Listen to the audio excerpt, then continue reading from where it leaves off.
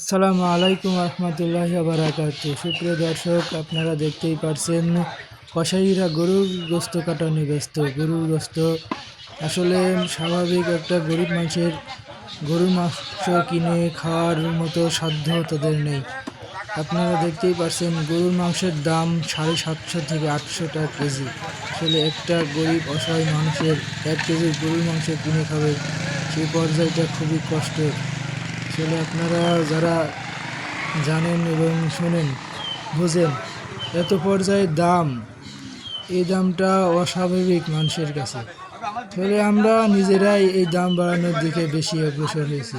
আসলে যেটা বিষয় না, আজ ঈদের দিনে একটা আনন্দ সবার মাঝে উৎসব মুখর বয়ে এনেছে।